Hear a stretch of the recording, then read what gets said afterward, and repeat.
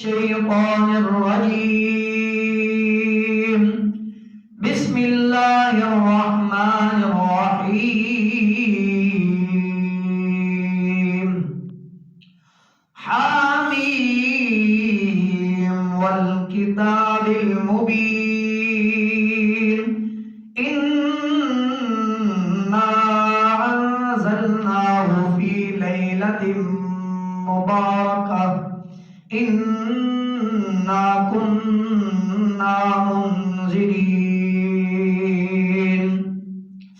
صدق الله العظيم قال النبي صلى الله عليه وسلم أنا حبيب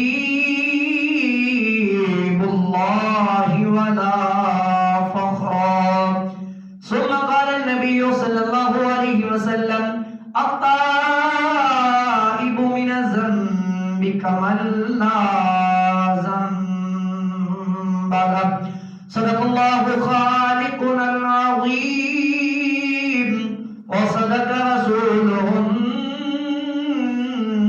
النبي الكريم الأمين ونحن على ذلك لمن الشاهدين والشاكرين والحمد لله رب العالمين إن الله وملائكته يصلون على النبي يا أيها الذين آمنوا صلوا عليه وسلموا تسلیما. جون کے تمام ابا محبت کے ساتھ درود پاک کا نذرانہ پیش کیجیے. الصلاۃ والسلام علیک یا رسول اللہ وعلی آلک واصحابک یا رحمۃ للعالمین. جھوم کے پڑھیے الصلاۃ والسلام علیک یا رسول اللہ وعلی آلک واصحابک یا رحمۃ للعالمین. چمک تجھ سے پاتے ہیں سب پانے والے. مل کے پڑھیے چمک تجھ سے آتے ہیں سب پانے والے. چمک تجھ سے پاتے ہیں سب پانے والے. میرا دل بھی چمکا دے چمکانے والے. میرا دل بھی چمکا دے چمکانے والے. اور برستا نہیں دیکھ کر ابر رحمت. برستا نہیں دیکھ کر ابر رحمت. بدوں پہ بھی برسا دے برسانے والے. بدوں سے بھی برسا دے برسانے والے. چمک تجھ سے پاتے ہیں سب پانے والے. بعد حمد و ثنا انتہائی واجب القدر پسند ادب و احترام میرے بزرگوں، دوستوں، عزیز ساتھیوں، خالق کائنات اللہ رب العالمین کا بے حد و بے حساب انعام و احسان فضل خاص کہ جس وحدہ لا شریک ذات نے اپنے پیارے محبوب پاک صاحب الاولاق فخر موجودات سبب تخلیق کائنات سرکار مدینہ سرور قلب و سینہ حضور حضرت محمد مصطفیٰ احمد مجتبی صلی اللہ علیہ وآلہ وسلم کے مبارک وسیلہ سے انتہائی متبرک اور مبارک گھڑیاں اور انتہائی عظمت والا دن جمعۃ المبارک عطا فرمایا. دعا ہے میرا کریم پروردگار عالم مجھے حق اور سچ بیان کر کے مجھے اور آپ کو تمام ماں باپ کو عمل کی توفیق عطا فرمائے۔ معزز حاضرین و سامعین، جس موضوع کا انتخاب کیا وہ ہے شب برات کی فضیلت و اہمیت از روئے قرآن و حدیث۔ سامعین محترم، یہ جو موجودہ ماہ مقدس ہے اسے شعبان المعظم کہتے ہیں۔ اسے بولیے کیا کہتے ہیں جی؟ شعبان کا مہینہ کہا جاتا ہے، اور اس کی فضیلت، اس کی عزت، اس کی عظمت، اس کا اندازہ اس بات سے ہم بخوبی لگا سکتے ہیں کہ یہ وہ ماہ مقدس ہے جو میرے اور آپ کے کئی ماہ کا حضور حضرت محمد مصطفیٰ صلی اللہ علیہ وآلہ وسلم کا محبوب مہینہ ہے۔ میرے کریم آقا صلی اللہ علیہ وآلہ وسلم نے جس ماہ مقدس سے پیار کیا، بہت زیادہ عقیدت اور چاہت رکھی جس سے، وہ یہی ماہ مقدس ہے۔ میرے کریم آقا صلی اللہ علیہ وآلہ وسلم کی محبت کا اندازہ آپ کے اس فرمان سے بخوبی لگایا جا سکتا ہے۔ آپ فرماتے ہیں کہ الشعبان شعری ورمضان شہر اللہ، فرمایا شعبان المعظم یہ میرا مہینہ ہے اور رمضان یہ اللہ رب العالمین کا مہینہ ہے۔ اور ایک اور روایت کے مطابق میرے کریم آقا صلی اللہ علیہ وآلہ وسلم نے شاہ فرمایا رجب یہ اللہ رب العالمین کا مہینہ ہے اور شعبان یہ میرا مہینہ ہے، رمضان یہ میری امت کا مہینہ ہے۔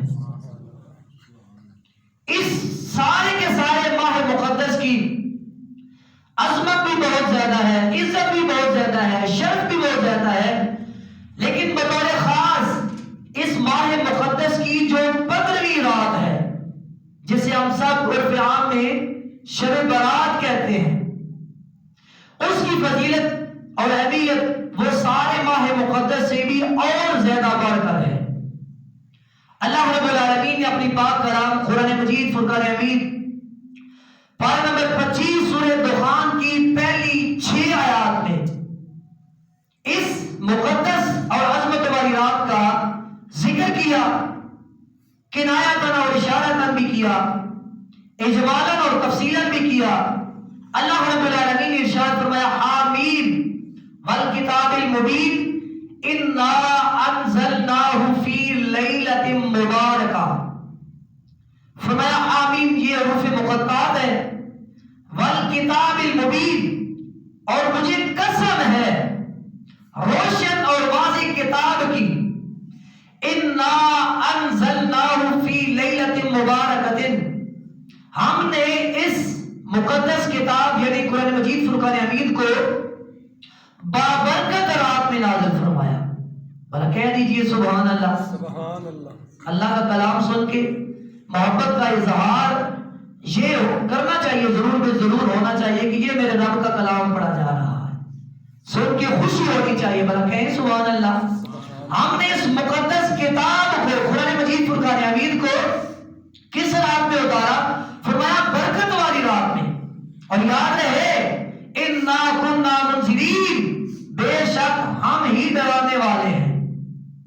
رہی بات اس رات کی، فرمایا یہ وہ رات ہے فیہا یفرق کل امر حکیم، اس مقدس اور بابرکت رات میں جسے لیلۃ المبارکہ کہا، بابرکت رات کہا، فرمایا اس مقدس رات میں ہر امر حکمت کا، ہر حکمت والے کام کا اللہ رب العالمین فیصلہ فرما دیتا ہے۔ سبحان اللہ۔ اس رات میں کیا ہوتا ہے؟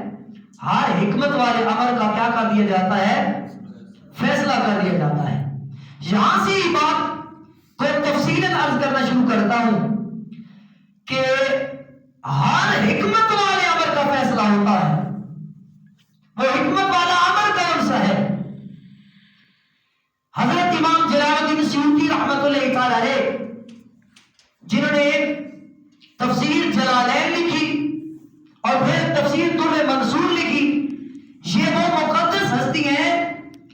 حوالہ سے میں اکثر یہ عرض کیا کرتا ہوں، یہ وہ مقدس ہستی ہے جو برق وقت مفسر بھی ہے، محدث بھی ہے، مورخ بھی ہے، جنہوں نے تفسیر بھی لکھی، جنہوں نے احادیث بھی لکھی، جنہوں نے تاریخ بھی لکھی، مفسر، محدث، مورخ ہستی۔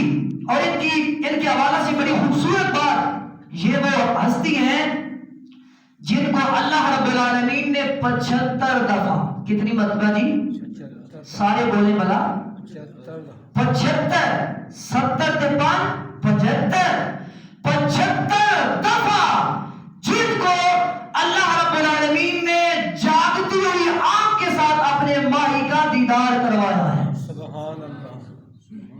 وہ ہستی امام جلال الدین سیوطی رحمۃ اللہ تعالی، انہوں نے ان آیات کی تفسیر کرتے ہوئے کہا، امر حکیم سے مراد یہ ہے ہر حکمت والے کام کا اللہ رب العالمین فیصلہ فرما دیتا ہے۔ اس مقدس رات میں امر حکیم سے مراد متعدد احادیث، متعدد اقوال کو دور منصور میں یکجا کرنے کے بعد آپ لکھتے ہیں، اس امر حکیم سے مراد یہ ہے آئندہ سال میں ہر بندے کے بارے میں لکھ دیا جاتا ہے، جنہیں آئندہ سال میں انتقال اور وصال کرنا ہوتا ہے، اس کا فیصلہ بھی اسی رات یعنی شب برات میں کر دیا جاتا ہے۔ اور جس نے دنیا میں آنا ہوتا ہے، جس کی پیدائش ہونی ہوتی ہے، اس کا فیصلہ بھی اس رات کر دیا جاتا ہے۔ یعنی زندگی اور موت کے سارے فیصلے اللہ رب العالمین اس رات فرماتا ہے جو شب برات والی رات ہے۔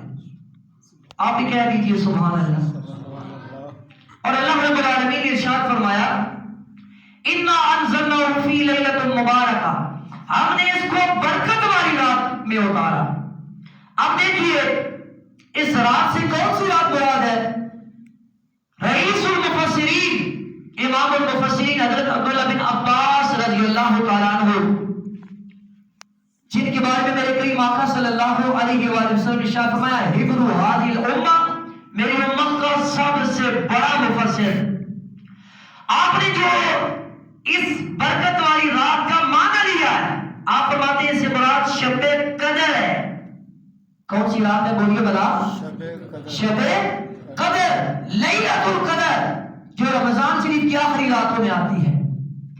لیکن حضرت اکرمہ رضی اللہ تعالیٰ عنہ آپ کے شاگرد ہیں اور آزاد کردہ غلام ہیں، مفسرین ہیں، یہ اپنی اپنی طرف سے اپنے اپنے علم کی وسعت کے مطابق یہ قرآن مجید کی تفسیر کرتے رہتے ہیں اور معنی کرتے ہیں۔ جتنے معنی مفسرین کریں وہ کم و بیش تقریباً 80% جو قرآن و حدیث سے مطابقت رکھنے والے ہوتے ہیں وہ کریکٹ، وہ ٹھیک ہوتے ہیں، وہ درست ہوتے ہیں۔ تو حضرت اکرمہ رضی اللہ تعالیٰ عنہ اور دیگر کئی اور مفسرین نے کہا اس برکت والی رات سے مراد شعبان المعظم کی 15ویں رات یعنی شب بارات ہے۔ بولیے کون سی رات ہے جی؟ شب برات۔ بولیے نا ذرا کون سی رات ہے؟ تو ان دونوں اقوال کو یکجا کیا جائے تو ایک قول کے مطابق قرآن مجید کو اللہ رب العالمین نے لیلۃ القدر، شب قدر میں نازل کیا۔ دوسرے قول کے مطابق یہ پتہ چلتا ہے کہ اللہ رب العالمین نے اس مقدس کتاب کو شعبان المعظم کی 15ویں رات یعنی شب برات میں نازل کیا۔ اب ذہن میں یہ سوال پیدا ہو جاتا ہے، یہ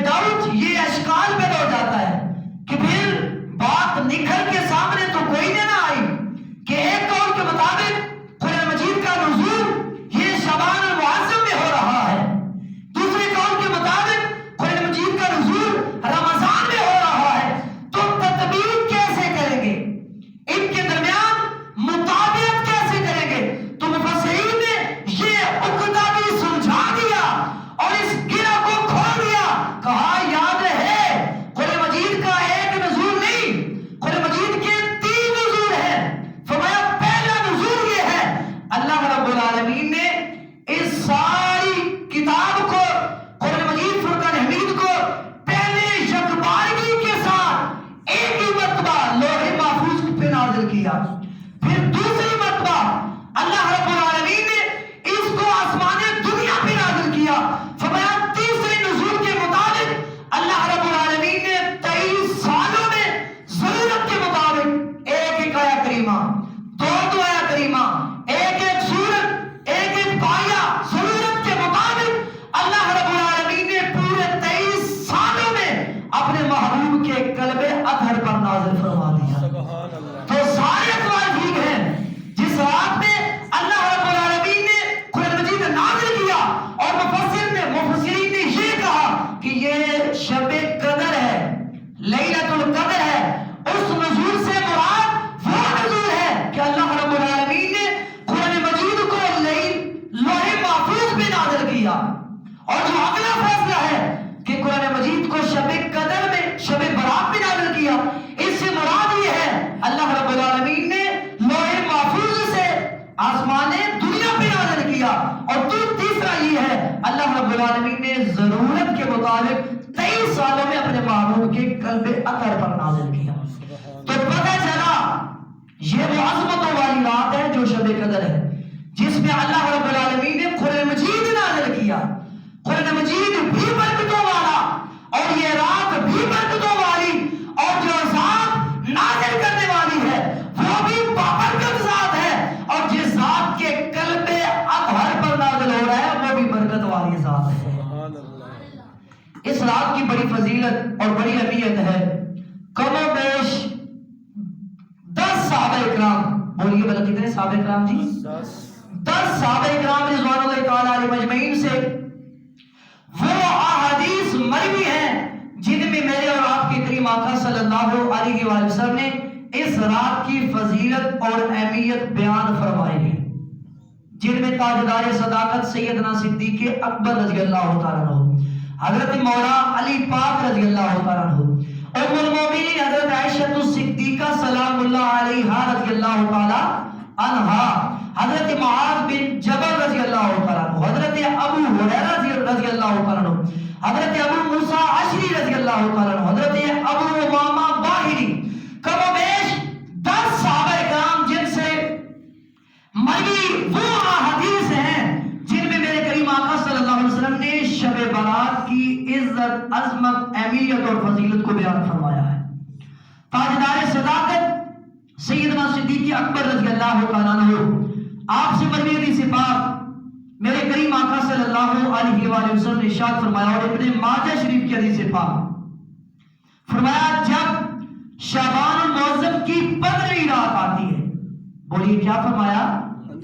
میں آپ کو اس لیے ذرا تکلیف دیتا ہوں، میں اکثر یہ بات کہا کرتا ہوں تاکہ میرے احباب، میرے سامعین، میرے لیے تائید مشفق اور مہربان ہے آپ، مجھے یہ بات بڑی بھلی لگتی ہے کہ آپ کے سینوں میں بھی اللہ رب العالمین کا کلام اور میرے پاک نبی کا فرمان آ جائے. اس لیے کبھی کبھی آپ کو ساتھ تھوڑی سی تکلیف دے رہی ہے کرتا.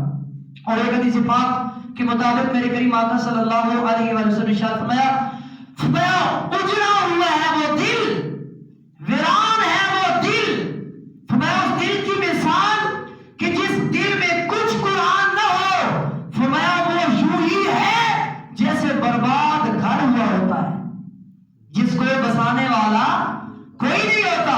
ویران، اجڑا ہوا، برباد جو گھر ہوتا ہے اس میں وحشت ہی وحشت ہوتی ہے، خوف ہی خوف ہوتا ہے، داری دار ہوتا ہے.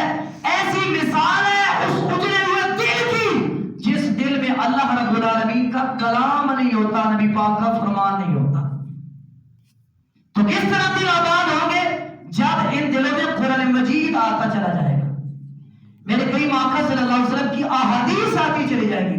تو سیدنا صدیق اکبر رضی اللہ تعالیٰ عنہ سے مروی حدیث پاک میرے کریم آقا سارے کہا کریں صلی اللہ علیہ وآلہ وسلم، آپ کا ارشاد پاک ہے فرمایا جب شعبان المعظم کی 15ویں رات آئے نا، تو فرمایا جب یہ رات آتی ہے اللہ رب العالمین اپنی شان کے مطابق، اپنی قدرت کے مطابق جیسے اس کو زیبا ہے وہی جانتا ہے، وہ نزول فرماتا ہے آسمان دنیا پہ، پہلے آسمان پہ نزول فرماتا ہے.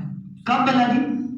شعبان المعظم کی 15ویں رات غروب شمس کے ساتھ ہی سورج جب غروب ہو جاتا ہے، فوراً سورج کے غروب ہونے کے ساتھ ہی اللہ رب العالمین آسمان دنیا پہ نزول فرماتا ہے۔